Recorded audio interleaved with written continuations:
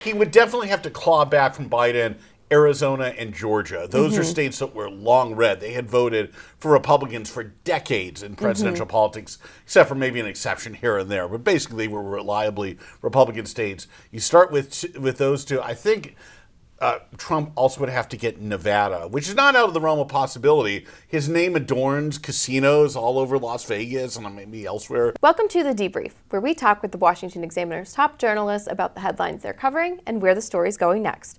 I'm Sarah Bedford, and I'm here with magazine editor David Mark.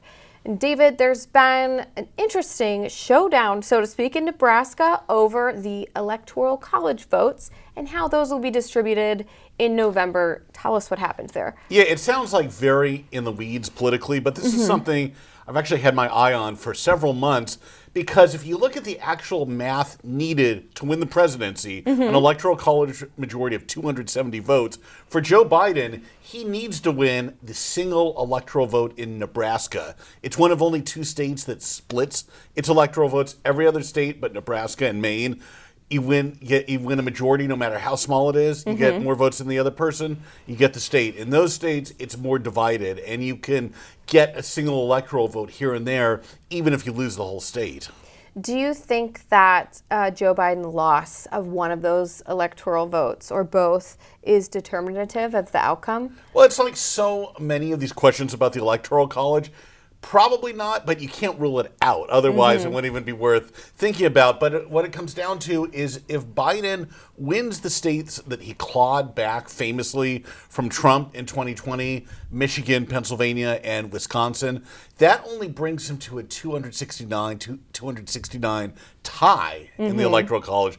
That throws it into the House of Representatives. Which, what a mess. Yeah, which Republicans would probably have the edge. That's a whole other conversation. But basically, it would deny Joe Biden an outright win. So if he can't win Nebraska, then he has to win another state like Nevada, which is really fluctuating, or some of the tougher ones that he actually did win, but narrowly in 2020, Arizona or Georgia, or then maybe trying to get North Carolina or something else. In other words, it's a lot harder for him. For Donald Trump, you know, he famously turned some blue wall states to Republican temporarily in 2016.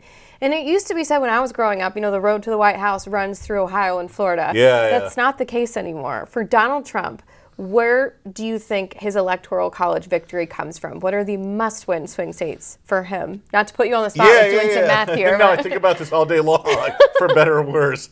He would definitely have to claw back from Biden Arizona and Georgia. Those are states that were long red. They had voted for Republicans for decades in presidential politics, except for maybe an exception here and there. But basically, they were reliably Republican states. You start with those two. I think Trump also would have to get Nevada, which is not out of the realm of possibility. His name adorns casinos all over Las Vegas and maybe elsewhere in the state. He's got a long presence there. So that's a possibility. And then he would have to hold on to everything else that he's getting now. He also might have to get back New Hampshire, which has been in the Democratic column for about 20 years now. So it's all possible. Any of these scenarios are possible, but it's a tough needle to thread for both of them. Well, David, thank you so much for being here today. Thank you. You can get more writing from David and the rest of the political team at washingtonexaminer.com.